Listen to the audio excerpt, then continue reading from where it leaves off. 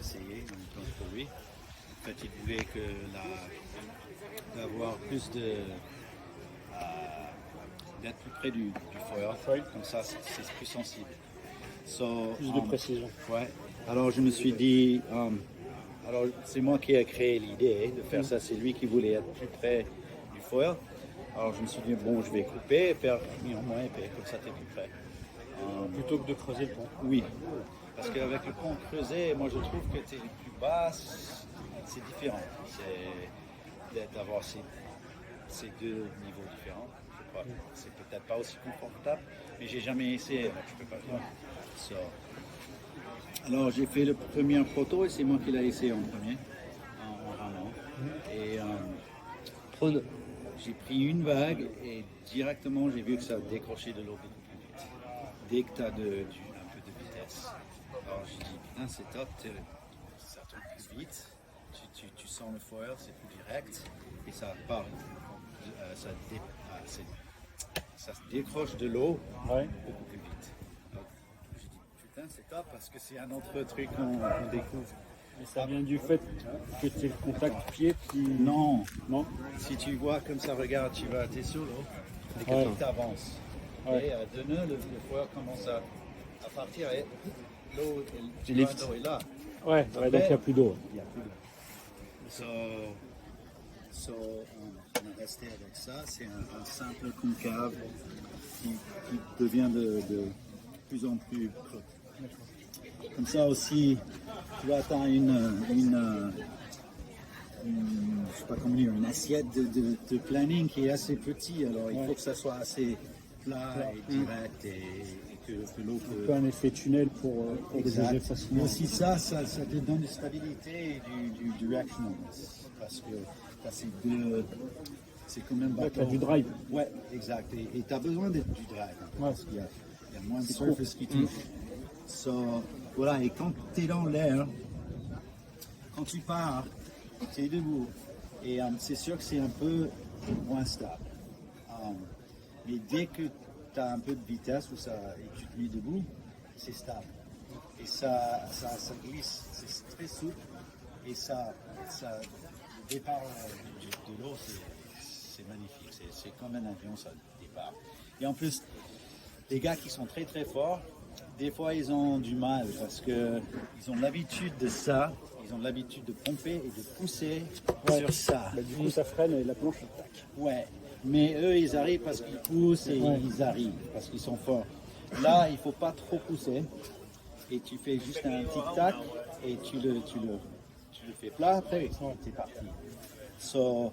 Il y a ça et aussi Tom Hartman, il a 110 kilos, il utilisait le 74 je crois, et il faisait des sauts et tout, il m'a dit que c'était vraiment bien pour l'atterrissage des sauts, parce qu'en fait tu vas dans l'eau et ça, parce qu'il y a du volume. Et en termes de sensation pied avant, pied arrière, tu sais quoi, c'est une c'est différence. assez stable. Ouais, parce que tu as le foil qui te tient là, et même Tom et d'autres gars, ils ont dit que en fait, ils le trouvaient hyper stable, plus stable qu'une planche normale dans l'air. J'ai dit, ok, c'est bon. Quoi d'autre? Tous les tu as retravaillé chaque volume spécifiquement? Parce que je vois, là, c'est hyper fin. Oui. Et sur la 5.7, c'est... Ouais, on s'est dit, on va pas faire autant parce que c'est gros. Et la différence entre les deux, c'est un peu trop. C'est sûr, à l'avenir, on va travailler beaucoup plus sur ça. Les boîtiers, au début, j'étais un peu... j'ai stressé un peu parce qu'il y a tous les high aspect rings qui viennent et tout le monde est plus sur les high aspects. Alors, j'ai stressé un peu, mais la semaine dernière, on avait un peu de tout. On avait un 2000 hyper high aspect. Et le gars, il était là et ça va. Et après, ça marchait un peu partout. Et on trouve sur ces bords qu'en fait, à la fois plus à l'arrière que... c'est fait comme un windsurf. Alors, c'est une moule.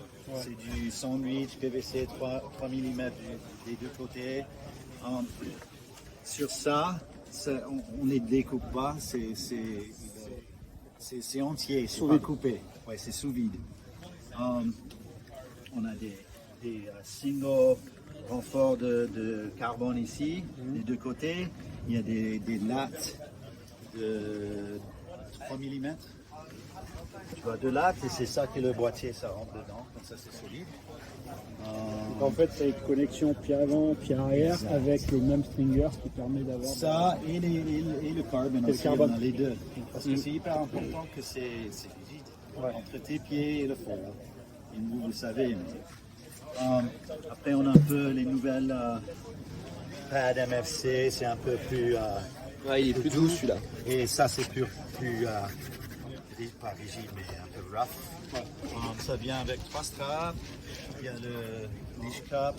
Là, ça va être un vent plug normal, mais pas le... Pas automatique. Non. Parce que je sais que d'autres compagnies, ils ont eu des problèmes avec ça. Le problème, c'est que si tu ne changes pas la membrane régulièrement, Ça peut casser. elle se bouche avec le sel. Ah, ok. Parce qu'en fait, c'est une membrane Gore-Tex. Ouais, c'est ça. Et donc, c'est micro-poreux, ça se bouche. Et du coup, elle ne fait plus effet. Ok. Et certains, ils pensent que c'est une vis de décompression classique. Ils prennent, ils pètent la vis. Et c'est fait. Ok. Après, ils viennent te voir, putain, c'est cassé, comment je fais? Non, normal.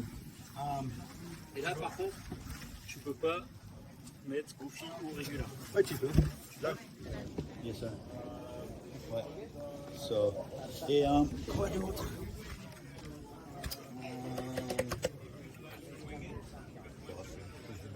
Sur les petites, pas de poignée. Non, exact. Jusqu'à 54. Après ça. Et ça, c'est vraiment une gamme fait pour le prone. Il y a un gars